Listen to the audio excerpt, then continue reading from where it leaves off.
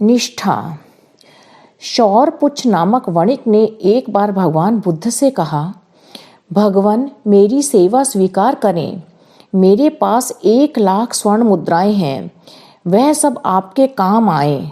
बुद्ध कुछ न बोले, चुपचाप चले गए।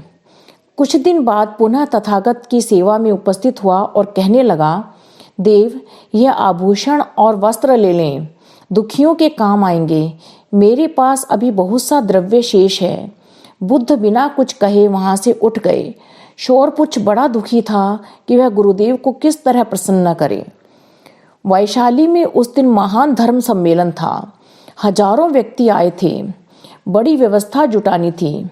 सैकड़ों शिष्य और भिक्षु काम में लगे थे। आज शौरपुच्छ ने किसी से कुछ न पूछा, काम में जुट गया।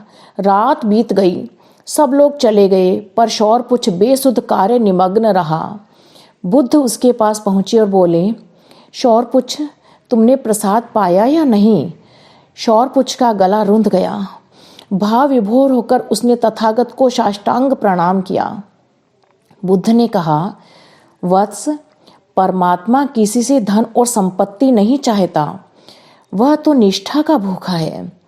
लोगों की निष्ठाओं में ही वह रमण किया करता है और तुमने स्वयं यह जान लिया। अखंड ज्योति, जून 1999। अवसर। एक थे राजा। एक दिन उन्होंने मंत्रियों और सभासदों से प्रश्न किया, किसी काम के लिए ठीक अवसर कैसे जानना चाहिए? किसी ने कहा, ग्रह नक्षत्रों की गति जानने वाले ज्योतिषी से पूछकर। किसी ने कहा, बड़े बुजुर्गों से पूछकर काम का समय निश्चित करना चाहिए। पर इन उत्तरों से राजा का मानसिक समाधान न हुआ। तब वे एक साधु के पास पहुंचे और वही प्रश्न किया। साधु कुछ न बोले, कुटी के सामने क्यारियां बनाते रहे। राजा चुपचाप लौट आए। दूसरे दिन पानी बरसता रहा, राजा वहां न जा पाए। तीसरे दिन वह फिर कुटी पर पहुंचे और अपना प्रश्न दोहराया, पर पहले की भांति आज भी साधु क्यारियों में पौधे लगाते रहे। शाम हुई, राजा ने प्रश्न किया, भगवान आपने मेरे प्रश्न का समाधान नहीं किया। साधु ने हंसकर कहा, तुम्हारे प्रश्न का उत्तर तो उसी दिन दे चुका, पर तुम समझे ही नहीं। अब राजा को समझ में आया, जो काम सामने है वही सबसे उपयुक्त अवसर है। उसी में जुटे रहने से हर काम समय पर पूरे हो जाते हैं। अखंड ज्योति, जून 1999। शिकायत। एक मनुष्य किसी महात्मा के पास पहुंचा और कहने लगा, जीवन अल्पकाल का है, इस थोड़े से समय में क्या क्या करें? बाल्यकाल में तो ज्ञान नहीं रहता, बुढ़ापा बहुत बुरा होता है, रात दिन नींद नहीं लगती है, रोगों का उपद्रव अलग बना रहता है, युवावस्था में कुटुंब का भरण पोषण किए बिना चलता नहीं है, तब भला ज्ञान कैसे मिले? लोक सेवा कब की जाए? इस जिंदगी में तो कभी समय मिलता दिखता ही नहीं। ऐसा कहकर खिन्न होकर रोने लगा। उसे रोते हुए देखकर महात्मा भी रोने लगे। उस आदमी ने पूछा, आप क्यों रोते हैं? महात्मा ने कहा, क्या करूं बच्चा, खाने के लिए अन्न चाहिए, लेकिन अन्न उपजाने के लिए मेरे पास जमीन नहीं है। मैं भूख से मर रहा हूँ।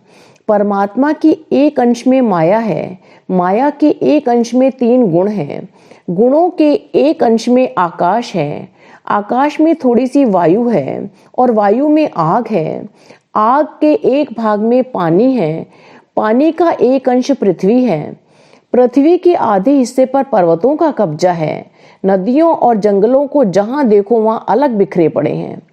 मेरे लिए भगवान ने एक जमीन का नन्हा सा टुकड़ा भी नहीं छोड़ा। थोड़ी सी जमीन भी थी सो उस पर अन्य लोग अधिकार जमाए बैठे हैं। तब बताओ मैं भूखा नहीं मरूंगा? उस मनुष्य ने कहा, यह सब होते हुए भी आप जिंदा तो है ना, फिर रोते क्यों हो? महात्मा तुरंत बोल उठे, तुम्हें भी तो समय मिलता है, बहुमूल्य जीवन मिला है, फिर समय नहीं मिलता है, जीवन समाप्त हो रहा है, इसकी रट लगाकर क्यों हाय हाय करते हो? अब आगे से समय न मिलने का बहाना न करना, जो कुछ भी है उसका उपयोग तो करो। साधनों की न्यूनता की दुहाई देना ईश्वर के राजकुमार को तो कदापि शोभा नहीं देता। अपनी अपूर्णता को पूर्णता में बदल देने की याचना यदि आत्मिक क्षेत्र के विषय में हो तो वह मानवोचित भी है, गरिमापूर्ण भी। पर यदि बाह्य साधन प्रचुर मात्रा में हो तब उसकी ऐसी शिकायत दुर्भाग्यपूर्ण ही है।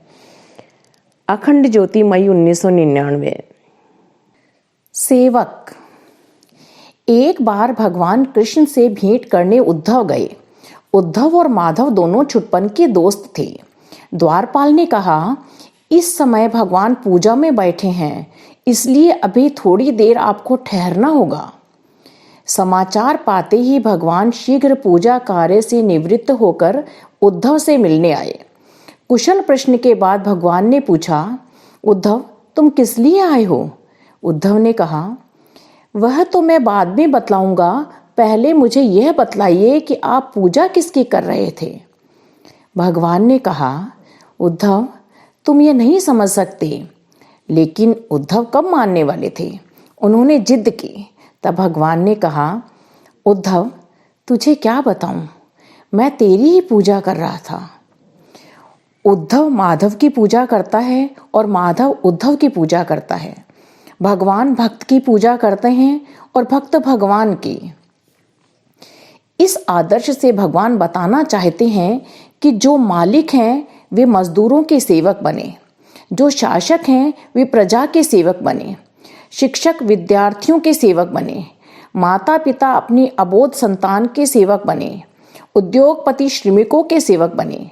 जिस किसी को जिम्मेदारी का काम मिला है वे सब सेवक बनकर काम करेंगे तो दुनिया के सारे झगड़े मिट जाएंगे। अखंड ज्योति, जून 1999। प्रकाश। दीपक का स्नेह समाप्त हो गया।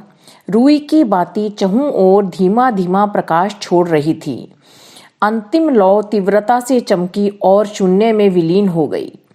बुझते दीपक के सम्मुख एक प्रश्न था, बंधु अभी तक तो तुम मंद मंद जल रहे थे और अब एक साथ अपनी तीव्रतम लौ से वातावरण को आलोकित कर बुझ गए, ऐसा क्यों? दीपक ने धूम्र की वक्र रेखा बनाते हुए कहा, अंतिम समय भी मेरा प्रयास यह था कि संपूर्ण शक्ति लगाकर इतना प्रकाश फैला दूं कि यदि अंधकार से कोई जीव भटक रहा हो तो उसे मार्ग दिखाई दे जाए।